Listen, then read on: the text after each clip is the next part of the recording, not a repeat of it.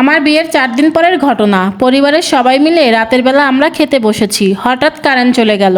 আমার শ্বশুর একটু রাগী মানুষ, উত্তেজিত হয়ে বলল লোডশেডিং হওয়ার আর সময় পেল না।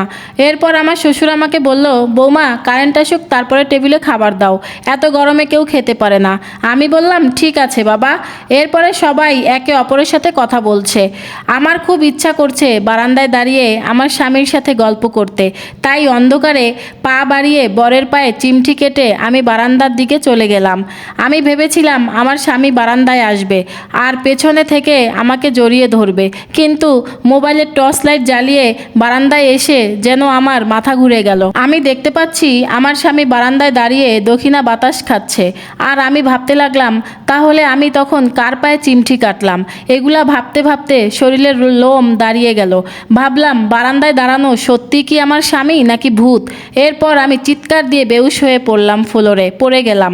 আমার যখন জ্ঞান ফিরল তখন আমি নিজেকে দেখতে পাচ্ছি আমার বেডরুমে। চোখ খুলতেই তাকিয়ে দেখি আমার রুম ভর্তি সবাই বসে আছে। সবাই মিলে আমাকে এক এক রকমের প্রশ্ন করতে লাগলো, এই যেমন কি ভূত দেখেছি, কালো নাকি লম্বা, সত্যি কি ভূত ছিল ওইটা।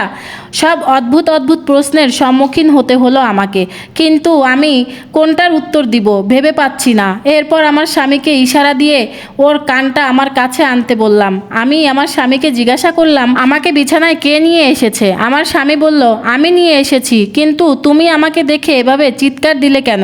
আমি বুঝতে পারলাম আমার স্বামী খাবার টেবিল থেকে উঠে বারান্দায় গিয়ে সে বাতাস খাচ্ছিল, কিন্তু আমি চিমটি কাটলাম। এরপরে আমার শ্বশুর বলল এই বাসাটা আমার কাছে তেমন একটা সুবিধাই মনে হচ্ছে না। বৌমা ভূত দেখে ভয় পেয়েছে, আমারও মনে হয় এই বাসায় ভূত আছে।